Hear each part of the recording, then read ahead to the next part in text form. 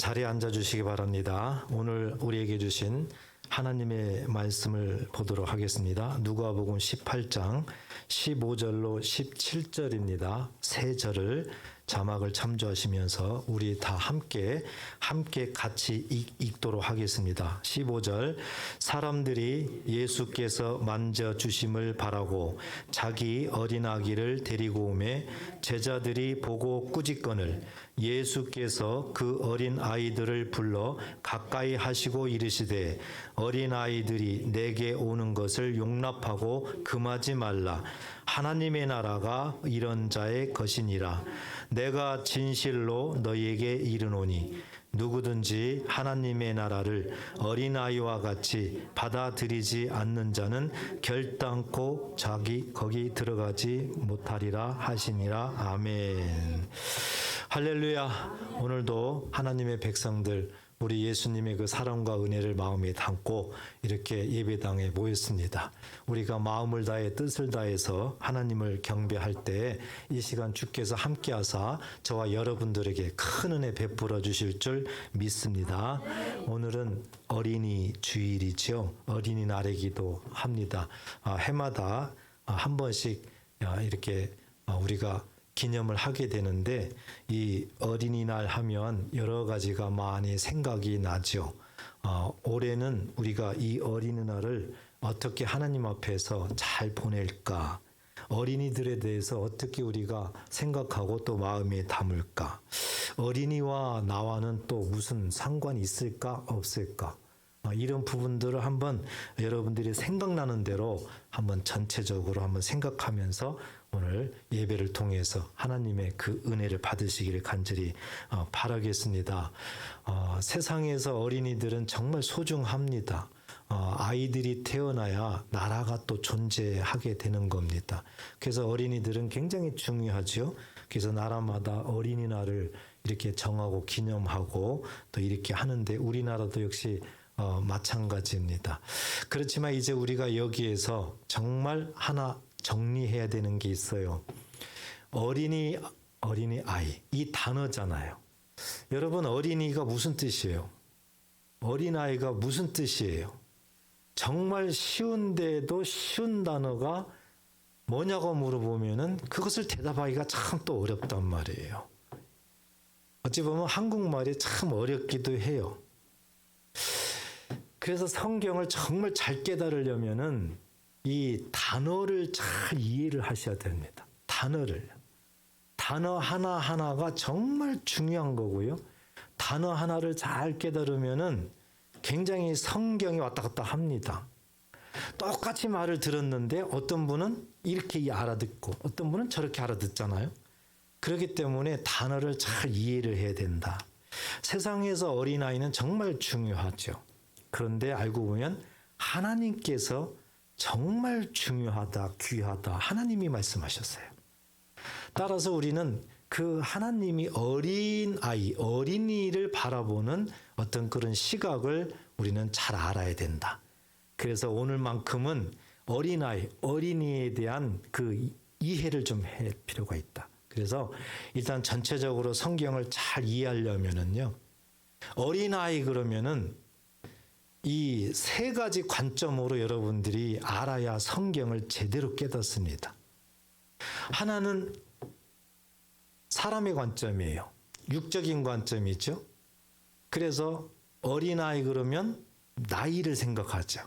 이제 갓 태어났고 뭐 모유를 먹고 우유를 먹고 그런 사람의 관점의 어린아이를 여러분들이 생각을 해야 돼요. 또 하나는 하나님의 관점을 생각해야 됩니다. 하나님께서 말씀하는 어린아이가 누군가. 이것을 알아야 성경을 이해를 할 수가 있어요. 또 하나는 믿음의 관점에서 여러분들이 또 생각을 해야 됩니다. 믿음에 관련돼서 어린아이 이렇게 또 성경은 말하고 있거든요. 그래서 이 세 가지 관점에서의 한 단어 어린아이지만 세 가지 관점에서 여러분들이 알아야 성경을 정확하게 알 수가 있다. 이거죠. 그래서 오늘은 이 첫째 관점과 둘째 관점만 가지고 하나님 말씀을 나누도록 그렇게 하겠습니다. 우선 사람의 관점에서 보면은 어린아이 그러면 이제 태어나서부터 쭉 이렇게 1살, 2살, 뭐 4살, 5살 뭐 이렇게 되잖아요. 예, 이런 어린아이를 우리가 생각하면은 되겠습니다. 하나님께서도 이렇게 태어난 아이들, 어린아이들을 참 귀하게 여기셨어요. 귀하게. 우리 예수님도 동일하게 이 어린아이에 대해서 굉장히 강조를 많이 하십니다. 공간복음 보면은 예수님이 어린아이에 대해서 말씀을 자꾸 하세요. 굉장히 귀하게 말씀하세요. 오늘 본문에도 보니까 그렇잖아요. 오늘 본문에도 보니까 어린아이를 이제 예수께 데리고 오는데 제자들이 막아요. 예수께 못 가게. 그랬더니 예수님께서 이제 책망을 합니다. 책망을 해요. 굉장히 화를 냅니다. 하면서 어린아이가 오는 것을 금하지 말라. 굉장히 어린아이에 대해서 소중히 귀히 여기고 있는 그 모습을 우리가 발견할 수가 있어요. 그리고 더 구약 성경에 전체적으로 보면 하나님께서는 어렸을 때부터 신앙교육을 잘 시키라고 하나님께서는 또 강조합니다. 태어나서부터 어렸을 때부터 신앙교육을 잘 시켜라. 하나님께서 말씀을 통해서 또 우리들한테 가르쳐 주고 있어요. 가장 대표적인 말씀이 신명기 6장 5절 이하의 말씀이에요. 이스라엘아 들어라 하면서 쉐마죠. 들어라 하면서 하나님이 6절에 보니까 오늘 내가 내게 명하는 이 말씀을 너는 마음에 새기고 그 다음에 내 자녀에게 부지런히 가르치라 하거든요. 이 자녀, 그러니까 어린아이부터예요. 자녀들에게 부지런히 가르쳐라. 언제 가르치느냐? 시대가 없어요. 집에 앉아 있을 때든지 길을 갈 때든지 누워 있을 때든지 일어날 때든지 말씀을 덜 강론하라. 가르치라는 거죠. 하나님께서 어린아이, 자녀들에게 이렇게 하나님의 말씀을 시대도 없이 가르치라는 거죠. 시대도 없이. 그리고 이제 이 9절에 보니까 너는 또 그것을 내 손목에 매어 기호를 삼고 내 미간에 붙여 표로 삼고. 그렇죠? 그러니까 눈에 보이게도 하나님의 말씀을 항상 보게 만들어라. 보게 만들어라. 또 내 집 문설주와 바깥 문에 기록할지니라. 그러니까 집에 있는 문설주 어디에도 다 하나님의 말씀을 기록해서 보게 만들어라. 하나님의 그 마음이 느껴지세요? 하나님의 마음. 하나님은 자녀들에게 하나님의 말씀을 어떤 상황 환경이든지 간에 무조건 가르치라는 거죠. 무조건. 그 정도로 하나님은 이 어린 아이에게 굉장히 관심과 집중이 있고 하나님의 뜻이 머물러 있다는 것을 우리가 발견할 수가 있습니다. 이렇게 어린 아이 때부터 하나님께서 왜 이렇게 자꾸 말씀을 가르치라고 했을까? 우리가 잠언서 22장 6절을 보면은 좀 이해를 할 수가 있습니다. 마땅히 행할 길을 아이에게 가르치라. 여기도 가르치라고 계속 강조하고 있죠. 그리하면 이제 이유가 나오네요. 늙어도 그것을 떠나지 아니하리라. 주 안에서 항상 하나님 안에서 하나님의 돌보심 속에서 하나님의 복을 받으며 날마다 동행하는 그런 삶을 살 수 있도록 하기 위해서 하나님께서 그렇게 어린아이 때부터 하나님 말씀을 가르쳐라. 앉아있든 누워있든 걸어갈든 또 집에 문설주에 어디든지 간에 손목에 항상 하나님의 말씀이 눈에 보이게 만들어라. 이것이 하나님께서 육적인 나이, 어린 아이에 대해서 하나님께서 계속 말씀을 하고 있습니다. 자, 이 성경 말씀을 가지고 우리가 이렇게 들으면서 참 할 말이 없습니다. 왜냐하면 그렇게 못한 것이 너무 많아요. 정말 어린아이들 때 하나님 말씀을 정말 잘 가르쳐야 되는데 그러질 못했어요. 그냥 지나가 버리는 거거든요.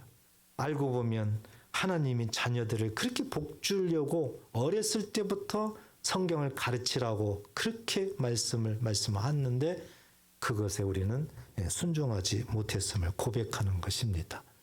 그래서 하나님이 이렇게 어린아이를 중시 여기는 것은요, 우리나라 속담에서도 이것은 우리가 조금 알 수 있는 그런 속담 있잖아요. 될성 부른 나무는 뭐부터 알아본다 그랬어요? 떡잎부터 알아본다. 저는 이 속담을 보면은요, 정말 성경적인 게 너무 많아요. 우리나라 조상들이 참 지혜로웠다. 그리고 더 나아가서 그 당시에도 예수 믿는 분들이 있었구나 하는 것을 이 속담을 이렇게 여기저기를 접하다 보면 너무 많습니다. 그래서 속담이 너무 좋아요. 그 굉장히 성경적인 게 많아요. 맞습니다. 우리 부모들도 또 사람들도 그런 얘기 하잖아요. 어렸을 때 꼬맹이 때 이렇게 보면 저놈은 될 놈이다. 저놈은 나중에 어떻게 되겠다. 이것을 딱 직감하잖아요. 하나님께서 그렇게 되도록 만드셨던 거예요. 왜? 어렸을 때보다 정말 성경을 가르쳐가면은 그 사람은 뻔히 잘 된다는 거죠. 많이 잘 된다는 거예요. 대표적인 그런 한 사람이 있습니다. 세계적으로 가장 유명한 목사님이에요. 스펄전 목사님이라고 계시잖아요. 근데 이분이 이 간증한 내용 중에 이런 게 있어요. 본인이 4살 때 말씀을 들었답니다. 그때 거듭나는 걸 체험했다. 거듭남을 체험했다. 이 간증을 해요. 이 목사님이 4살 때 뭘 알겠습니까? 그런데 하나님의 말씀을 계속 가르침받고 듣고 하면서 그의 마음속에 뭔가 변화가 일어나게 됩니다. 여러분, 어린아이라고 해가지고 모르는 게 아니란 말이죠. 그렇기 때문에 우리는 정말 어린아이들에 대해서 정말 성경을 가르쳐야 된다는 것. 그리고 정말 성경적으로도 위대한 인물이 하나 탄생한 걸 볼 수가 있잖아요. 어린아이 때 성경을 잘 배워가지고. 모세입니다. 모세예요. 모세는 참 어려운 상황에서 태어났죠. 그는 죽을 그럴 위기에 놓여 있었죠. 그런데 이 바로왕 딸에 의해 가지고 그는 건짐을 받잖아요. 그렇지만 그가 누구한테 맡기나요? 유모한테 맡기잖아요. 근데 그 유모가 누구예요? 모세 어머니라니까요. 요게벳. 참 하나님의 섭리가 묘하죠. 그래서 요게벳이 어렸을 때부터 젖먹이 때부터 모세를 가르쳤어요. 하나님을, 율법을. 그래서 율법을 배우고 이 모세가 그렇게 성장했습니다. 그렇게 성장한 모세가 이제 성장하면 할수록 하나님에 대해서 알게 되고 옳고 그름에 대해서 알게 되고 하나님의 사람들의 편을 들게 되고 이렇게 되는 겁니다. 물론 하나님의 사람들 편을 들다가 그가 살인까지도 하고 결국에는 도망가고 이런 거지만 결국에는 하나님께서 그를 이끌어가는 하나의 방법이거든요. 그러니까 어렸을 때 하나님 말씀을 잘 깨닫고 배우고 이런 사람들은 정말 그의 삶에 하나하나 인생이 보장되고 있더라는 거죠. 그래서 이 목회하다가 주변에 보면 훌륭한 목사님들도 가만히 보면은요, 정말 어렸을 때부터 정말 하나님을 잘 믿는 과정, 신앙생활을 잘하고 성경을 잘 배우고 이런 사람들이 굉장히 많아요. 정말 그런 분들 보면 부럽습니다. 어렸을 때 정말 하나님 말씀을 잘 배우고 정말 이 스펄전 목사님처럼 그렇게 뭔가 마음의 변동이 일어나고 이런 것들을 경험한다는 것은 굉장히 중요합니다. 여러분, 지금까지 우리는 이 어린아이, 이 나이로 봐서 정말 젖먹이서부터 이런 어린아이에 대해서 하나님께서 계속 귀하게 여긴다. 어렸을 때부터 잘 성경 공부, 신앙교육을 시켜야 된다는 것을 우리가 한번 이렇게 살펴봤습니다. 그렇다면 이제는 하나님의 관점에서 어린아이를 생각해야 됩니다. 하나님의 관점에서 어린아이는 나이로 따지는 것이 아니라는 거예요. 이 부분을 여러분들이 알아야 돼요. 아마 어린아이 그러면 나이로만 어린아이 이렇게 생각하는 분들이 아마 많이 있었을 겁니다. 그리고 성경을 그렇게 봤을 거예요. 그런데 그렇지 않다는 거죠. 그러면 성경을 깨닫지 못해요. 그래서 하나님의 관점에서 어린아이를 하나님은 누구를 얘기하는 걸까? 이 부분을 우리가 알아야 되는데 성경을 통해서 한번 말씀을 보도록 하겠습니다. 우선 오늘 본문 17절 보면은요. 내가 진실로 너희에게 이르노니 누구든지 하나님의 나라를 어린아이와 같이 받아들이지 않는 자는 결단코 거기 들어가지 못하리라 하시니라 그랬습니다. 만약에 우리가 육적인 어린아이로 생각한다면 하나님 나라는 그러면 어린아이들, 육적인 어린아이들만 들어가나? 실질적으로 이렇게 질문하는 분이 계셨어요. 그러면 어른들은 다 천국 못 들어가네? 이런 질문을 하시더라고요. 얼마나 성경이 이렇게 잘 깨달아야 되는가가 우리가 중요한가를 알 수가 있잖아요. 그래서 하나님의 관점에서의 어린아이를 우리가 알아야 되는 거예요. 어린아이와 같은 자, 어린아이처럼 받아들이는 자가 천국에 들어간다는 거거든요. 그러니까 천국에 들어가려면은 누구와 같은 자가 돼야 됩니까? 어린아이와 같은 자가 돼야 되는 겁니다.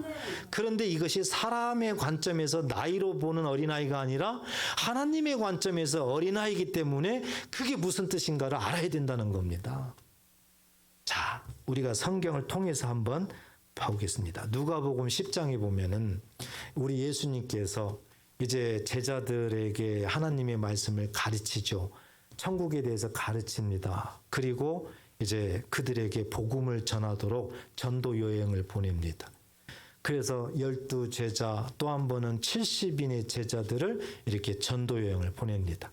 누가복음 10장에는 70인의 제자들에게 전도 이제 여행을 보냈어요. 복음을 전하라. 다 보냈습니다. 그리고 이제 갔다 왔어요. 그래서 모였어요. 그래서 갔던 그런 사람들이 이제 보고를 하게 됩니다. 보고를. 그랬더니 어떤 사람이 막 보고하고 저런 사람 보고하는데 보니까 너무 신난 거예요. 막 기쁜 겁니다. 뭐가 기뻐요? 주님 가서 복음을 전했더니요. 귀신이 떠나가더라고요. 막 귀신이. 너무 좋아서 기뻐하고 그러는 거예요. 너무 좋아하는 거예요. 그때 우리 주님이 어떻게 했을까요? 참 기뻐했겠죠. 정말 그 70인 제자들이 나가서 복음을 전하고 실질적으로 이렇게 귀신이 떠나가고 막 체험을 하니까 얼마나 좋았겠어요.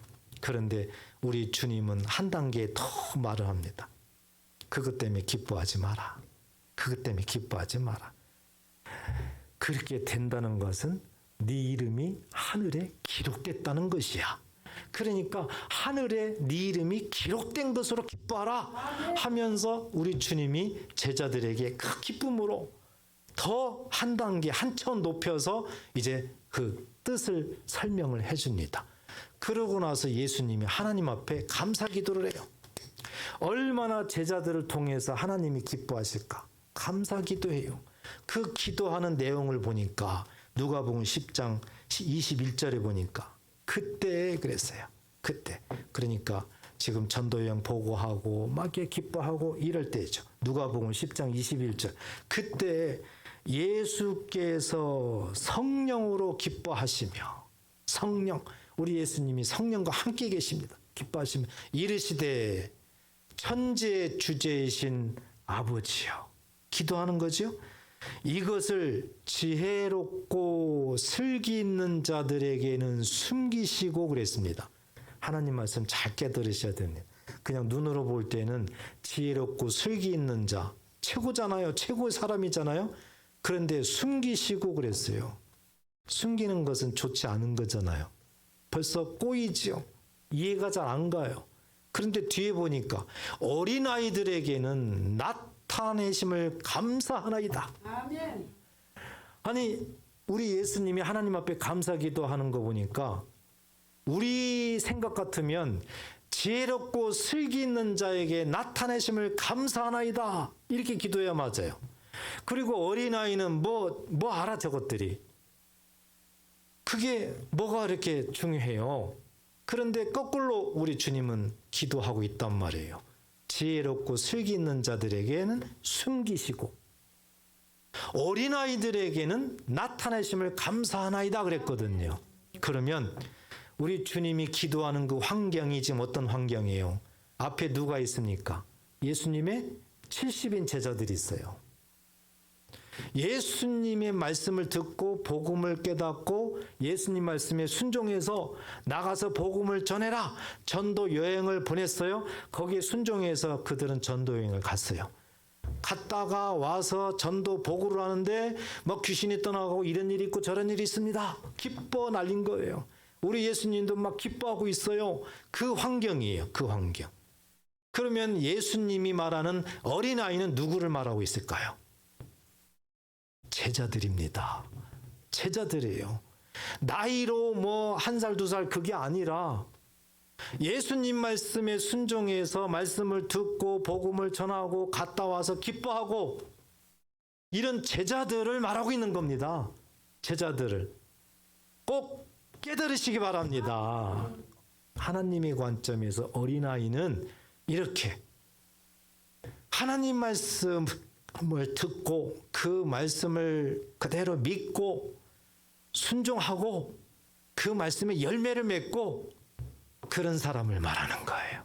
어린아이. 그러면은 지혜롭고 슬기 있는 자들에게는 숨기시고 이건 무슨 뜻일까요?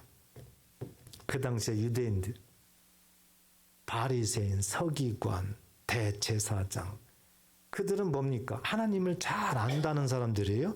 그들은 누굽니까? 율법을 너무 잘 아는 사람들이에요. 다시 말해서 말씀을 너무 많이 알고 있는 사람들입니다. 그들을 말하고 있는 거예요. 그런데 그들에게는 숨겨달라는 거거든요.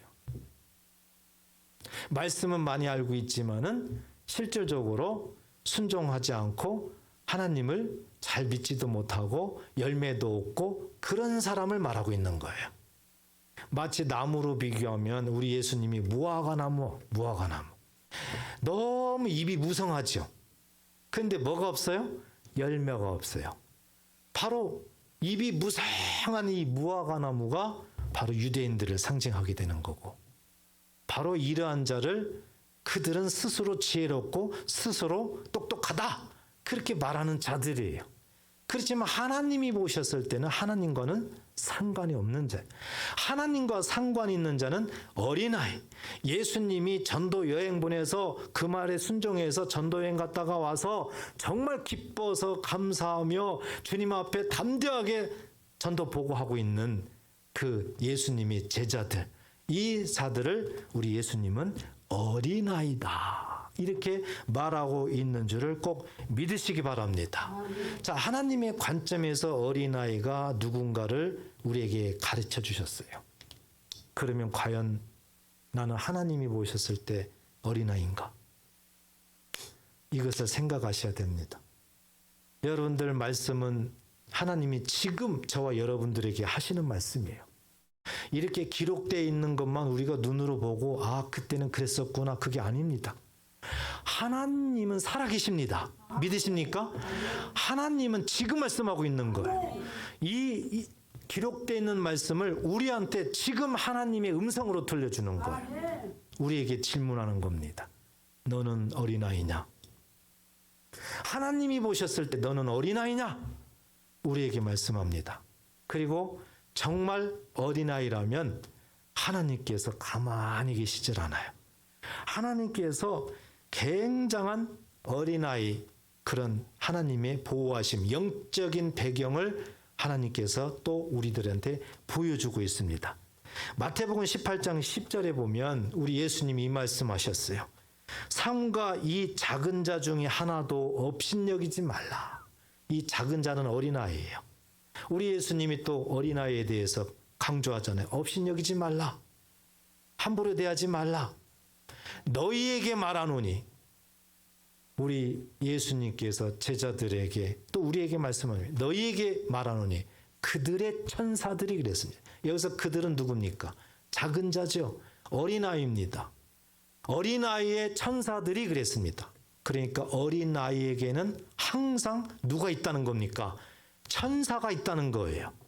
어린아이에게는 항상 천사가 동행하고 있다는 거지요.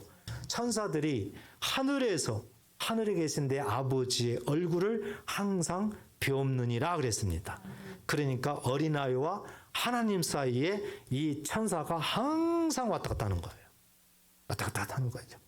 그래서 하나님의 어떤 명령이 딱 어린아이에게 떨어지면 천사가 그대로 돕습니다. 그대로.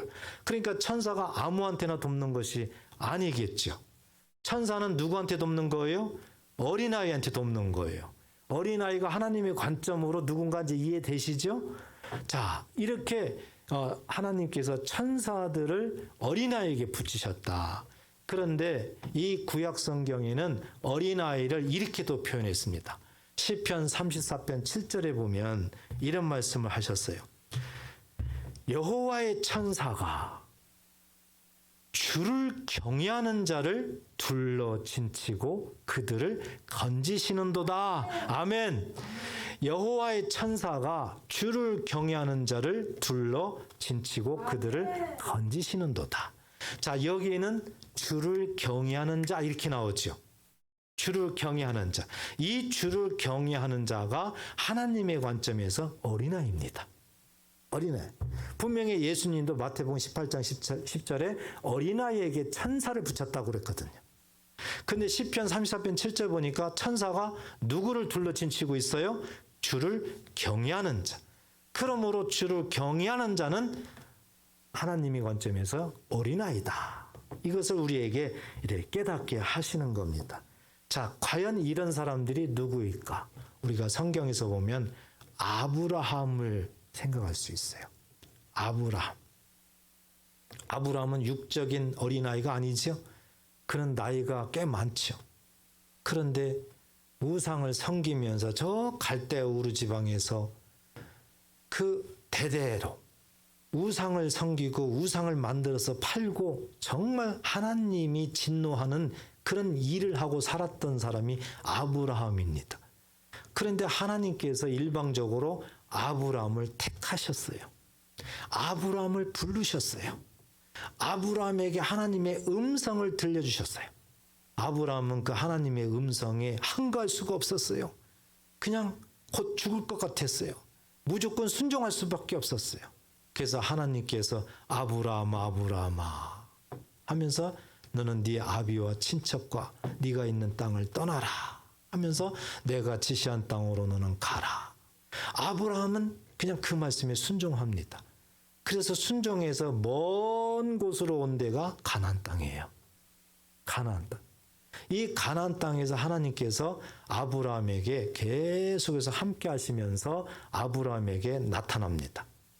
때로는 사람으로 나타나기도 하고 위경에 처하면은 또 다른 방법으로 나타나기도 하고 그래서 아브라함을 계속 이끌어가는데 아브라함이 그때마다 하나님의 말씀을 아주 잘 믿어요. 그리고 그 말씀에 순종을 합니다. 알고 봤더니 아브라함의 믿음을 하나님은 하나 이렇게 지금 성장시켜가고 있는 거예요. 성장시켜가고 있는 거예요. 그래서 하나님이 보셨을 때 이제 시간이 지나서 아브라함의 믿음이 어느 정도 이제 합격 여기가 온 거예요. 그때 하나님이 아브라함을 크게 사용하시려고 테스트를 합니다. 테스트를 해요. 그래서 하나님이 시험해 보는 거죠. 달아보는 거예요. 네가 정말 이렇게 돼도 나를 배신하지 않고 끝까지 잘 믿겠느냐. 하나님이 테스트를 하는 거죠. 여러분 그렇더라고요. 하나님께서 우리 자녀들을요. 하나님의 뜻 가운데 이제 이렇게 됐으니까 너는 내가 이렇게 사용하리라. 어떻게 하리라. 하나님께서 어떤 계획 가운데 있다면은요. 우리가 열심히 신앙생활하다가 그걸 우리는 모르잖아요. 그런데 어느 순간 하나님이 우리를 테스트하는 거예요. 시험하는 거죠. 그런데 그 시험이 좋을 수도 있고 나쁠 수도 있는데 성경에 보면 대부분 굉장히 나쁜 거예요. 굉장히 어려운 걸 하나님이 테스트를 해요. 오늘 아브라함 보니까 어때요? 아브라함이 간신히 100세 누구를 낳았습니까? 이삭을 낳았어요. 정말 인간으로서는 이해가 안 가는 그런 하나님의 기적이 일어났던 것이죠. 그러니까 늦둥이 중에 더 늦둥이 얼마나 귀하겠습니까? 눈에 넣어도 아프지 않을 그런 아들입니다. 딱 아들 하나예요.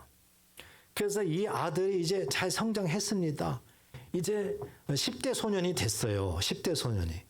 그러니까 얼마나 아브라함과 사라 두 부부는 굉장히 감사하며 살았겠어요.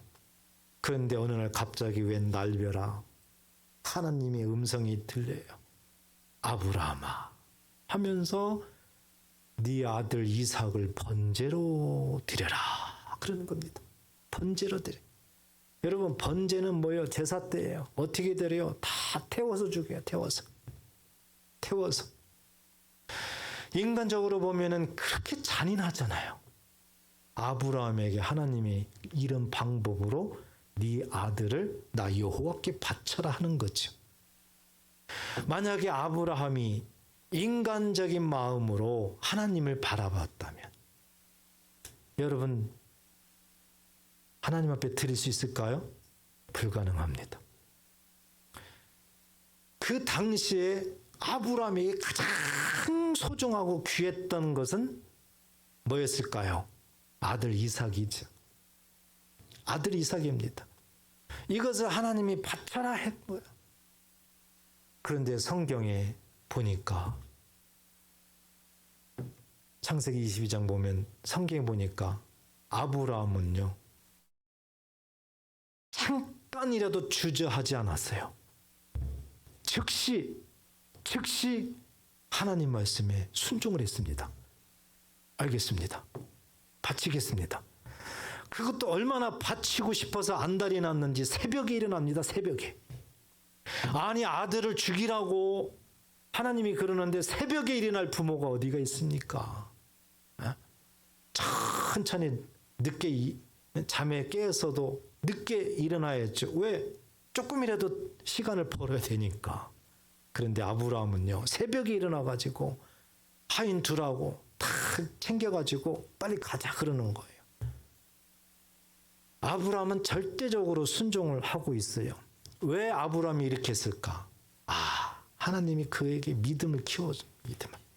하나 1년, 2년, 3년 어려움을 당하게 만들고 이렇게 저렇게 하면서 믿음을 키운 건데 믿음을. 그래서 하나님 보셨을 때 하나님 말씀에 절대적으로 순종할 수 있는 그 상황이 바로 하나님이 네 아들 바쳐라 이때예요. 하나님은 아무 때나 시험하지 않는다는 거죠. 하나님은 시험을 감당하게 되면 그때 시험을 한다는 겁니다. 고린도전서 10장에 보니까 하나님은 그게 막무가내 하나님이 아니에요. 하나님은 저와 여러분들의 모든 상황을 너무 잘 아세요. 아무리 겉으로는요 성경 잘 알고 믿음 좋은 척하지만 하나님이 보셨을 때 아니다 하면 그 사람한테는 시험 안 해요. 하나님이 쓰시고자 하는 사람은 하나님이 달아볼 때 네가 이제는 어느 정도 됐다. 이 상황이 오는 사람들이에요. 어찌 보면은 어려움을 많이 당하는 사람들은 하나님 보셨을 때 그런 하나님의 시험에 어느 정도 될 때가 됐구나. 이런 사람일지도 모르겠어요. 그런데 하나님의 시험이 전혀 없는 사람은 하나님이 보셨을 때 너는 감당 못해. 그런 사람일지도 모르겠어요. 그렇기 때문에 모든 것은 하나님 손에 달려 있습니다. 아멘. 그래서 하나님은 아브라함에게 이렇게 정말 하나님을 끝까지 배신하지 아니하고 잘 섬기나를 보기 위해서 테스트를 했는데 아브라함이 그 하나님의 테스트에 합격을 했습니다. 아멘. 합격을 했어요. 그랬더니 하나님께서 이제 급해진 겁니다. 왜요? 이제 완전 역전됐어요. 분명히 하나님께서 네 아들 이삭을 번제물로 드려라 했거든요. 아브라함이 하나님을 알았던 겁니다. 우리 하나님은 분명히 약속의 하나님이시다. 우리 하나님은 약속한 것은 반드시 이루시는 분이다. 왜냐하면 창세기 17장, 18장에 보면은요, 하나님께서 일방적으로 너에게 아들을 주리라. 아브라함은 자기가 나이로 봐서는 뭐 이런 아들 자체가 불가능합니다. 근데 하나님이 일방적으로 아들을 주리라. 내년 명년 이맘때면 아들이 나오리라. 막 하나님이 일방적으로 약속한 거예요. 아브라함은 처음에 안 믿었거든요. 에이 하나님. 그랬더니 하나님 뭐라고 그랬어요? 그래? 그러면 내가 네 아들 이름까지도 지어주리라 하면서 창세기 17장 19절에 보니까 네 아들 이름을 이삭이라 하라. 막 또 그러는 거예요. 하나님이 일방적으로 다 약속을 한 겁니다. 그런데 아브라함이 시간이 흘러 세월이 흘러보니까 진짜 하나님 말씀대로 하나님이 인도하시는 거거든요. 그때 이삭을 바쳐라 했을 때는 하나님은 말씀대로 반드시 이루시는 분이다. 이 믿음을 소유했어요, 아브라함이. 아멘. 그러니까 네 아들 바쳐라 그랬을 때 창세기 17장이 생각날 거 아닙니까? 자자손손 분명히 복을 준다고 했는데 아니 복을 주려면은 아들 이삭이 살아 있어야지. 이삭이 죽으면 자자손손이 됩니까? 안 되잖아요. 그러니까 내 아들 이삭은 하나님이 못 죽입니다. 이 믿음이에요. 설사 죽이더라도 하나님은 빨리 다시 살리셔야 됩니다. 이 믿음이에요. 그런데 이건 제 말이 아니라 히브리서 11장에 기록되어 있잖아요. 아브라함이 그렇게 말하고 있잖아요. 이제 급한 건 하나님이 이제 급해졌어요. 아브라함은 진짜 하나님 말씀에 순종해가지고요. 이 제단을 만들어가지고 자기 아들을 결박해서 진짜 번제물로 드리려고 이제 칼로 내려치려고 합니다. 하나님이 큰일 났어요. 야, 이 큰일 났다. 이 이삭 얘가 죽이면 안 되는데? 그때는 이제 누가 급해진 거예요? 하나님이. 그러니까 하나님이 얼마나 급했는지 아브라함을 부르는데 아브라함아, 아브라함아, 아버지 돌 굴러가유. 이렇게 부르면 큰일 나잖아요. 그 성질 급한 사람 받았으니까. 어떻게 불렀어요? 아브라함, 아브라함아. 얼마나 급했는지 막 2번씩이나 아브라함을 부릅니다. 그러면서 멈춰라. 성경에는 멈춰라는 단어는 없어요. 근데 하나님의 마음이 멈춰라 그거예요. 그러면서 하나님이 이제야 네가 나를 경외하는 줄 알았다. 하나님이 그렇게 말씀을 하는 거예요. 창세기 22장 12절에 보면 사자가 이르시되 그 아이에게 내 손을 대지 말라. 그에게 아무 일도 하지 말라. 내가 내 아들 내 독자까지도 내게 아끼지 아니하였으니 내가 이제야 내가 하나님을 경외하는 줄을 아노라. 할렐루야. 그래서 아브라함은 합격. 하나님이 이때부터 아브라함에게 얼마나 강력하게 역사하는지, 아브라함의 자손들에게 얼마나 하나님이 복의 복으로 인도하는지 우리는 창세기를 읽으면서 그냥 눈으로 확실하게 바라볼 수가 있습니다. 아멘. 사랑하는 여러분, 이렇게 하나님의 관점에서 이 어린아이라는 것은 아브라함처럼 하나님 말씀에 순수하게 고지곳대로 단순하게 믿고 그 말씀대로 그냥 따라가는 사람이에요. 그래서 결국 하나님 말씀의 열매를 경험하는 사람, 이런 사람을 하나님을 경외하는 사람이다 이렇게 말씀하고, 예수님은 이런 사람들을 아이다, 어린 아이다 이렇게 말씀하는 줄 꼭 믿으시기를 바랍니다. 그렇다면 우리는 이제 어떻게 해야 되는가? 우리들의 신앙이 어떻게 됩니까? 어린아이처럼 돼야 된다. 그래야 오늘 본문 17절에 나와 있는 것처럼 하나님 나라 천국에 들어갈 수가 있다는 겁니다. 그러니까 천국에 아무나 들어가면 얼마나 좋겠어요.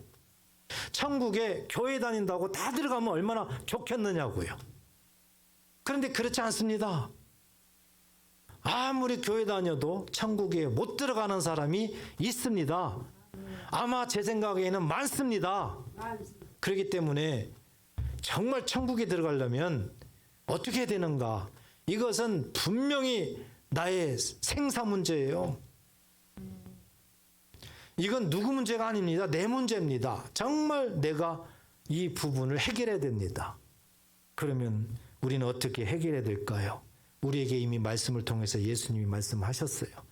천국에 들어가려면 어린아이, 어린아이와 같이 받아들이는 자, 어린아이와 같은 자가 돼야 된다. 이렇게 말씀하는 거죠.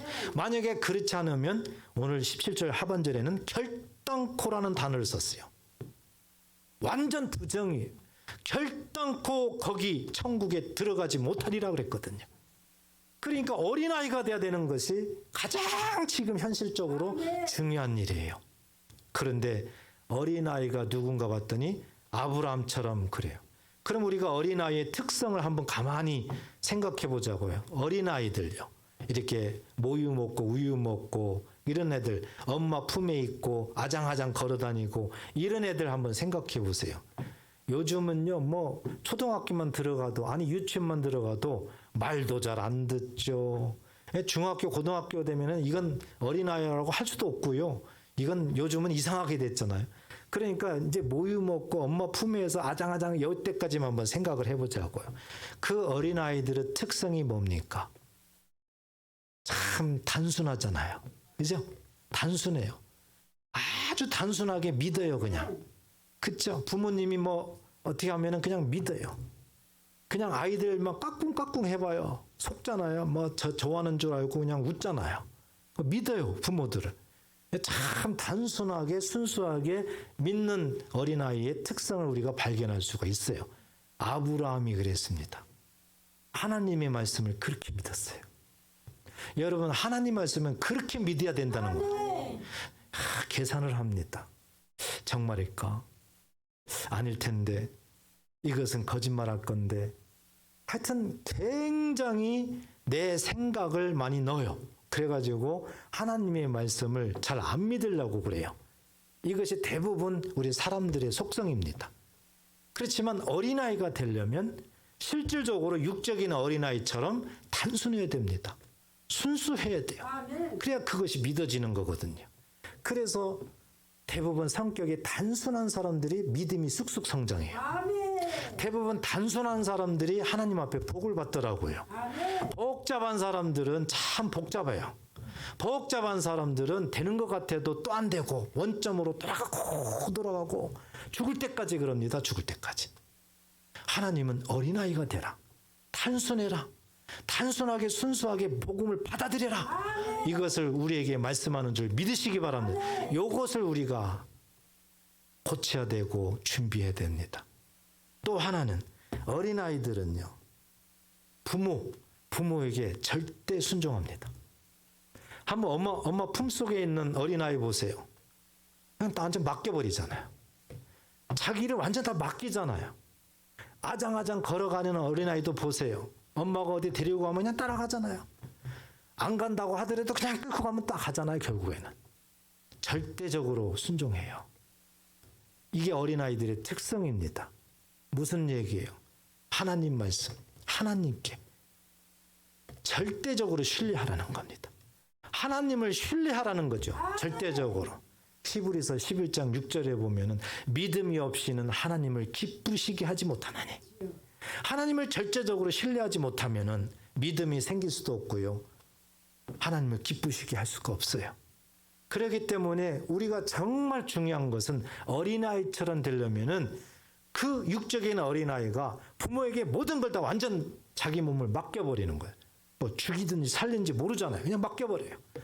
그런 것처럼 하나님께 절대적으로 신뢰하고 그냥 맡기는 그런 사람이 되어야 된다는 것입니다. 세 번째는요. 어린아이는 모유 먹죠. 우유 먹죠.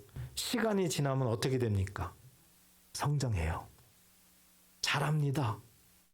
키도 잘하고요. 몸도 잘하고. 잘하는 거예요, 어린아이는. 무슨 말이에요? 하나님의 말씀을 믿고 하나님의 말씀을 자꾸 듣고 그랬으면은 어떻게 해야 된다는 겁니까? 신앙이 성장해야 된다. 이것이 어린아이라는 거예요. 신앙이 성장한다는 것은 굉장히 중요한 일입니다. 어떤 분들은 나는 교회 다닌 지 40년 됐어, 50년 됐어. 어떤 분들은 뭐 20년 됐어. 그 나이를 몇 년 신앙생활했다는 것을 자랑하는 분들이 종종 있습니다. 근데 그분들을 가만히 보면은 10년 전이나 20년 전이나 지금이나 똑같습니다. 똑같아요. 그러면 무슨 의미예요? 성장하지 않았다 그거죠. 성장하지 않았으면 나는 어린아이가 아닙니다. 그 뜻이죠. 어린아이가 아니면은 천국에 들어가려나 퀘스천 마크가 찍혀 있는 사람이에요. 여러분, 신앙생활은 할수록 성장해야 됩니다. 굉장히 중요한 일이에요. 성경 말씀 보고 기도하고 예배드리고 이것을 1년 가고 2년 가고 하게 되면요, 성장해야 되는 거예요. 성장. 아니, 나무도 식물도 다 때에 따라서 성장하잖아요. 정말 순수하게 거짓말 않고 그냥 성장하잖아요. 그런데 왜 사람만, 왜 예수 믿는 사람만 이렇게 성장이 안 될까? 왜 되돌입해? 또 돌아오고. 뭐가 미련이 많아가지고 또 돌아오고. 그랬잖아요. 180도만 돌아가야지 360도 돌아가면 안 된다고. 그래서 우리는요, 신앙생활은 정말 성장해야 된다. 오늘 말씀을 정리합니다. 어린아이. 항상 해마다 어린이날, 어린이주일을 우리가 보내게 되는데, 과연 우리가 이 어린아이에 대해서 어떻게 정리할까? 3가지로 마음에 잘 담아두시면 됩니다.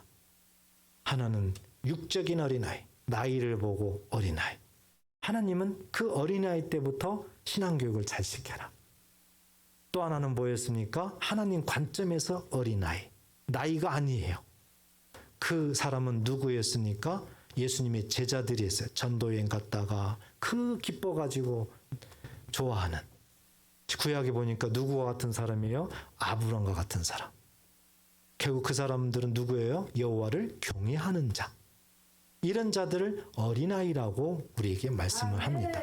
이 어린아이들의 그 특성을 보니까 정말 단순하고 순수하게 믿더라는 거예요. 그리고 그냥 부모에게 완전히 절대적으로 그냥 맡기더라는 거죠. 신뢰하더라는 거예요.